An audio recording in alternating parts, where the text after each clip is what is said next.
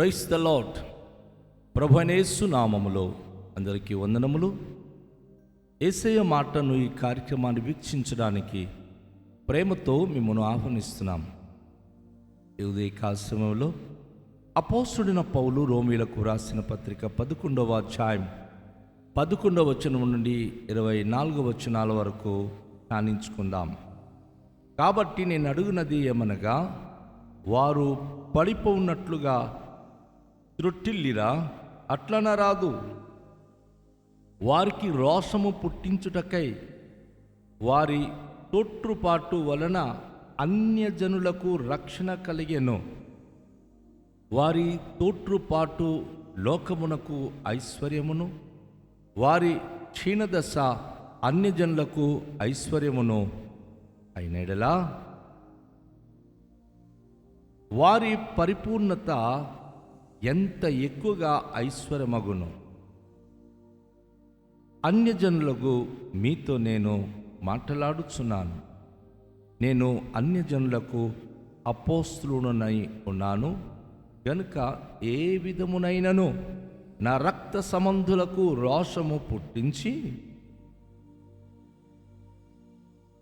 వారిలో కొందరినైనను రక్షింపవలెనని నా పరిచర్యను ఘనపరచుచున్నాను. వారిని విసర్జించుట లోకమును దేవునితో సమాధానపరచుట అయిన యెడల వారిని చేర్చుకునుట ఏమగును? మృతులు సజీవులైనట్టే అగును గదా. ముద్దలో మొదటి పిడికెడి పరిశుద్ధమైనదైతే ముద్ద అంతయు పరిశుద్ధమే. వేరు పరిశుద్ధమైనదైతే కొమ్మలను పరిశుద్ధములే. అయితే కొమ్మలలో కొన్ని విరిచివేయబడి అడవి ఒలివ కొమ్మవైన నీవు వాటి మధ్యన అంటుకట్టబడి ఒలివ చెట్టు యొక్క సారవంతమైన వేరుతో వాటితో కలిసి పాలు పొందిన యెడల ఆ కొమ్మల పైన నీవు అతిశయింపకుడుము. నీవు అతిశయించితివా? వేరు నిన్ను భరించుచున్నది గాని నీవు వేరును భరించుట లేదు. అందుకు నేను అంటుకట్టబడి నిమిత్తము కొమ్మలు విరిచివేయబడినవని నీవు చెప్పుదువు. మంచిది. వారు అవిశ్వాసమును బట్టి విరిచివేయబడిరి, నీవైతే విశ్వాసమును బట్టి నిలిచి ఉన్నావు. గర్వింపక భయపడుము.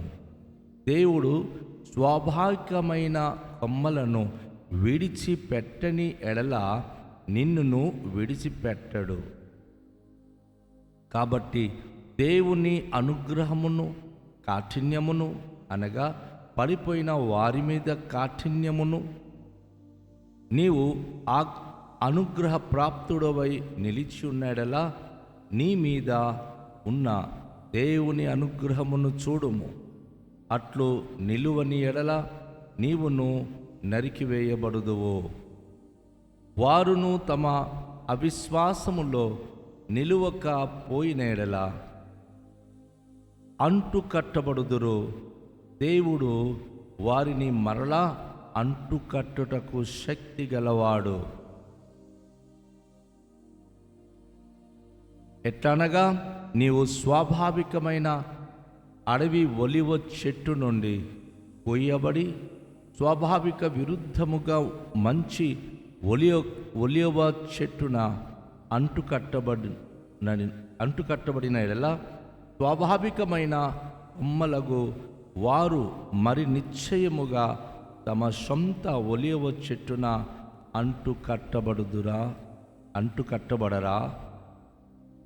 ప్రభునందు ప్రియమైన వాళ్ళారా, ఇది ఇశ్రాయేలు ప్రజలకు అలాగే అన్యులైన ప్రజలకు అపోస్తలుడు పౌలు ఇచ్చే హెచ్చరిక లాంటి మాటలు. ఇక్కడ అంటున్నాడు ఆయన, నేను అడిగినది ఏమనగా, వారు పడిపోవున్నట్లుగా త్రొట్టిల్లిరా, అట్లా అనరాదు. ఇశ్రాయేలీలు పడిపోయినట్లుగా త్రొట్టిల్లిపోయారా? అట్లను రాదు.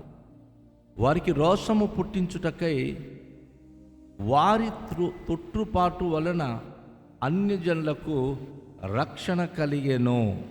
వారి తొట్టుపాటు లోకమునకు ఐశ్వర్యమును, వారి క్షీణదశ అన్యజనులకు ఐశ్వర్యమును అయిన యెడల వారి పరిపూర్ణత ఎంత ఎక్కువగా ఐశ్వర్యమగును. ఇక్కడ ఒక మాట మనం గమనించాలి. ఇశ్రాయేలు ప్రజలు త్రొట్టిల్లి పడిపోయారు. అనేక విషయాలు అవిశ్వాసము కనుపరిచారు, అవిధేయత కనుపరిచారు. కనుక వారు ఎప్పుడైతే త్రొట్టిల్లి పడ్డారో వారిని బట్టి ఈరోజు అన్యజనులైన మీకు ఐశ్వర్యము కలిగించాడు దేవుడు. తన కృప ఐశ్వర్యమును అనుగ్రహించి మిమ్మును ఆయన రక్షించాడు. వారికి క్షీణదశ అన్యజనులకు ఐశ్వర్యమగినప్పుడు వారి యొక్క పరిపూర్ణత ఎంత ఎక్కువగా ఐశ్వర్యకరమగును. ఒకవేళ గనుక ఇశ్రాయేలీయులు తమ యొక్క క్షీణదశ ఒకవేళ గనుక ఐశ్వర్యం కలిగిస్తే వారు ప్రభువులో పరిపూర్ణత అయినప్పుడు అది ఎంత అధికంగా దీవెనకరంగా మారుతుంది. అన్యజనులకు మీతో నేను మాట్లాడుచున్నాను. నేను అన్య అపోస్తుడనై ఉన్నాను గనుక ఏ విధము చేత నేను నా రక్త సంబంధులకు రోషము పుట్టిస్తున్నాను. గమనించండి, ఆయనకి యూదుల పట్ల, ఇశ్రాయేలు పట్ల ప్రత్యేకమైన భారం ఉంది. దేవుడు అన్యజనులకు ఒక అపోస్తుడుగా పౌలు భక్తునికి దేవుడు ఏర్పాటు చేశాడు. అందుకే ఆయన అన్యజనులకు అపోస్తుడుగా ఉన్నాడు. అయినా సరే ఏ విధము చేతనైనను తన రక్త సంబంధులైన ఇశ్రాయేలులకు, యూదులకు ఆయన రోషము పుట్టించాలి. వారిలో కొందరినైనా రక్షింపవలెనని ఈ పరిచర్య ఘనపరచుచున్నాను అంటున్నాడు ఆయన. ఎలా అయినా సరే కొంతమంది రక్షించబడాలి, కొంతమంది సంరక్షణ పొందాలని ఎదురు చూస్తున్నాడు.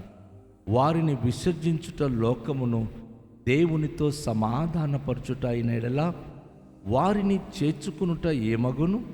మృతులు సజీవులైనట్లు కదా. అపోస్తలుడైన పౌలు ఎంత లోతైన విషయాన్ని తెలియచేస్తున్నాడు. ఆయన అంటున్నాడు, ఒకవేళ వారిని విసర్జించడం కనుక మీకు ఐశ్వర్యవంతం కలిగిస్తే, వారిని చేర్చుకున్నట్లుగా దేవుడు గనుక కృప చూపిస్తే మృతులు సజీవులైనట్లే కదా అని చెప్పి ఒక ముద్దలో ఒక పిడికిలు పరిశుద్ధమైనదై, ఒకవేళ పరిశుద్ధమైనదైతే ముద్ద అంతా కూడా పరిశుద్ధమే. వేరు పరిశుద్ధమైనదైతే కొమ్మలన్నీ కూడాను పరిశుద్ధమే. ఇక్కడ వేరును చెట్టును ఆయన వివరిస్తున్నాడు. ముద్ద ఒకవేళ పరిశుద్ధమైనదైతే అందులో మనం ఒకవేళ పిడికిలు ముక్క తీసిన అది పరిశుద్ధమైనదే. ఒకవేళ వేరు గనుక పరిశుద్ధమైతే ఆ చెట్టు యొక్క కొమ్మలు కూడా పరిశుద్ధమైనదే. అయితే అన్యజనాంగానికి దేవుడిచ్చిన ఆధిక్యత, ఆ భాగ్యం గురించి ఇక్కడ చెప్పబడుతుంది. అయితే కొమ్మలలో కొన్ని విరిచివేయబడి అడవి ఒలివ కొమ్మవై ఉన్న నీవు వాటి మధ్యను అంటు కట్టబడి ఒలివ చెట్టు యొక్క సారవంతమైన వేరులో వాటితో కలిసి పాలు పొందిన ఎడల ఆ కొమ్మల పైన నీవు అతిశయింపకుమో. అపోస్తలుడు పౌలు ఇక్కడ చెప్తా ఉన్నాడు, ఆ కొమ్మలలో, ఒలివ కొమ్మలలో ఫలించని కొన్ని కొమ్మలు విరిచివేయబడింది. యూదులు, ఇశ్రాయేలులు దేవుని యందు భయభక్తి కలిగి ఎదగకపోవడం బట్టి అది విరిచివేయబడి ఒలివ కొమ్మ అయినటువంటి అన్యజనంగమైన మిమ్మును దేవుడు ఆ ఒరిజినల్ చెట్టుతో, ఆ నిజమైన ఒలీవ చెట్టుతో సారవంతమైన వేరుతో మిమ్మును కలిపి అంటు కట్టి ఉన్నాడు. కనుక ఇప్పుడు ఆ ఒలీవ కొమ్మల మధ్య అన్య జనాంగానికి సంబంధించినటువంటి మీరు అంటు కట్టబడి సారవంతమైన ఒలీవ చెట్టు యొక్క వేరులో నుండి మీరు పాలు పొందుచున్నారు. ఒకప్పుడు దేవుడు యూదులకు ఇశ్రాయేలీయులకు ఏ దీవెనైతే ఇవ్వాలని అనుకున్నాడు, ఏ వాగ్దానాలైతే చేశాడో, ఈరోజు మీరు విశ్వాసము ద్వారా ఆ ప్రభుతో మీరు అంటు కట్టబడి ఆ ప్రభుతో మీరు కలుసుకొని యూదులు పొందలేని అనుగ్రహమును మీరు పొందుకొని వారి మధ్య మీరు ఒక సారవంతమైన కొమ్మగా మీరు ఎదుగుతున్నారు. దేవుడు మీకు అంటు కట్టి సారవంతమైన కొమ్మగా ఎదగనిస్తే మీరు వారి మధ్య అతిశయించకూడదు. నువ్వు అతిశయించితివా, వేరు నిన్ను భరించుచున్నది కానీ నువ్వు వేరును భరించుటలేదు. నూతనంగా ప్రభును నమ్ముకున్నటువంటి ప్రతి అన్య జనాంగముల నుండి వచ్చినటువంటి క్రైస్తవులు గొప్పలు చెప్పుకోకూడదు, అతిశయించకూడదు. ఎందుకంటే అది కేవలం యేసు మనను భరిస్తున్నాడు, కానీ మనం యేసును భరించట్లేదు. అందుకు నేను అంటు కట్టబడు నిమిత్తము కొమ్మలు విరిచివేయబడినవని నువ్వు చెప్పుదువు. నువ్వు అతిశయించడానికి వీల్లేదు. ఆ కొమ్మలు ఫలించకపోవడం బట్టి అది విరిచేశాడు, నన్ను దేవుడు అంటు కట్టాడని నువ్వు అతిశయంగా మాట్లాడడానికి వీల్లేదు. ఒకవేళ అలా మాట్లాడుతున్నావా, మంచిదే. వారు అవిశ్వాసమును బట్టి విరిచివేయబడిరి, నీవైతే విశ్వాసమును బట్టి నిలిచి ఉన్నావు. గర్వింపక భయపడకుము. దేవుడు స్వాభావికమైన కొమ్మలను విడిచిపెట్టని ఎడల నిన్ను నువ్వు విడిచిపెట్టడు. అవిశ్వాసము వలన విరిచివేయబడుతుంది. ఈరోజు నువ్వు విశ్వాసంలో ఉన్నంతకాలము దేవునితో నువ్వు అంటు కట్టబడి దేవునితో హత్తుకొని జీవించగలవు. ఒకవేళ గనుక స్వాభావికమైన కొమ్మలతో ఒక దేవుడు గనుక విడిచిపెట్టక ఆయన దాన్ని సంరక్షించే విధానము కలిగి ఉంటే ఆయన నిన్నును విడిచిపెట్టడు, నిన్ను ఆయన సంరక్షించుకుంటాడు. ఈ వాక్యములలో వాస్తవానికి ఓసుడైన పౌలు రోమియుల సంఘములో ఉన్న అనేక మంది అన్య జనాంగానికి ప్రోత్సాహకరంగా ఈ మాటలు తెలియజేస్తున్నాడు. మనము ఎవరైనా, గ్రీసు దేశస్థులైనా, రోమియులైనా, ఏ అన్య జనాంగముల నుండి వచ్చిన వారైనా ఆయనతో మన అంటు కట్టబడి ఫలించాలని ప్రభు ఆశపడుతున్నాడు. ఈరోజు ఆయనతో మనము అంటు కట్టబడిన జీవితం మనం కలిగి ఉన్నామా? ఆయనతో అంటు కట్టబడిన అనుభూతి కలిగి ఉన్నామా? ప్రభుతో అంటు కట్టబడినప్పుడు విస్తారంగా ఫలించే భాగ్యవంతులు అవుతున్నాం. ఒకవేళ గనుక విశ్వాసములో పడిపోతే విరిచివేయబడతాం. ఇది గుర్తుంచుకోవాలి. కాబట్టి దేవుని అనుగ్రహమును, కాఠిన్యమును అనగా పడిపోయిన వారి మీద కాఠిన్యమును, నువ్వు అనుగ్రహ ప్రాప్తుడువై నిలిచి ఉన్నాడలా నీ మీద ఉన్న దేవుని అనుగ్రహము చూడుము. అట్లు నిలువని ఎడల నువ్వు నరికి వేయబడుదువు. దేవుడి మాట స్పష్టంగా హెచ్చరిక చేస్తున్నాడు. ఇశ్రాయేలీయులు దేవుని మాటల్లో సరిగ్గా నిలబడలేకపోయారు. అవిశ్వాసం వలన వారు పడిపోయారు. ఒకవేళ నువ్వు కూడా అవిశ్వాసంలోని కనుక వెళ్ళిపోతే నీ జీవితంలో చాలా ప్రమాదం సుమా. కాబట్టి వారు తమ అవిశ్వాసములో నిలవలేకపోయిన ఎడల అంటు కట్టబడుదురు. దేవుడు వారిని మరలా అంటు కట్టుటకు శక్తి గలవాడు.